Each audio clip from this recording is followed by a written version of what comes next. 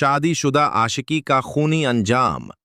प्रेमिका को नशा देकर बनाया संबंध। फिर क्यों ली जान। दिल्ली से करीब 50 किलोमीटर दूर उत्तर प्रदेश के मेरठ शहर में एक कस्बा है दौराला। यहीं पर एक गांव है लोहिया, जहां 13 जून 2019 को इसी गांव के रहने वाले शबी अहमद के खेत से एक कुत्ता किसी मानव अंग को लेकर भाग रहा था। कुत्ते को मानव अंग लेकर भागते हुए गांव में रहने वाले ईश्वर पंडित ने देख लिया था। उसे शक हुआ कि हो न हो वहां किसी इंसान को मारकर दबाया गया है। ईश्वर ने पहले गांव के कुछ लोगों को ये बात बताई। सब उस जगह पहुंचे जहां से कुत्ता मानव अंग लेकर भागा था। तलाश करने पर खेत में एक जगह वो गड्ढा मिल गया जहां एक लाश दबी थी और कुत्ते के खोदने से लाश का कुछ हिस्सा बाहर झांक रहा था। लिहाजा ईश्वर पंडित ने गांव वालों के साथ इसकी सूचना दौराला पुलिस को दे दी।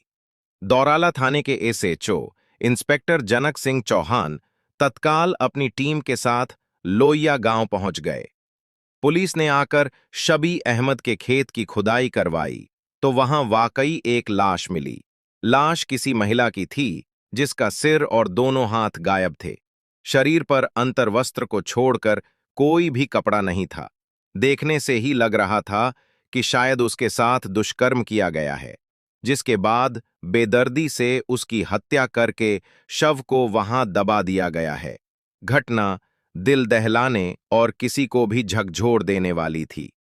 इसलिए एसएचओ ने तत्काल उच्चाधिकारियों को सूचना दे दी। सूचना मिलते ही सीओ जितेंद्र सिंह सरगम, एसपी सिटी अखिलेश नारायण सिंह और मेरठ के एसएसपी अजय कुमार साहनी भी क्राइम टीम और डॉग स्क्वाड को लेकर मौके पर पहुंच गए।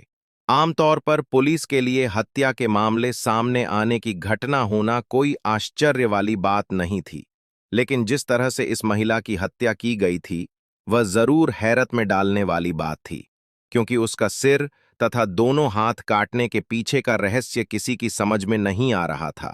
सिर काटने के पीछे का मकसद तो समझ में आता था कि क्योंकि चेहरा देखने से उसकी पहचान हो सकती थी, इसलिए कातिल ने उसका सिर काटा होगा, लेकिन उसके दोनों हाथ कंधे से काट दिए गए थे। ये सब की समझ से परे था। शव बुरी तरह से सड़गल चुका था। इसका मतलब था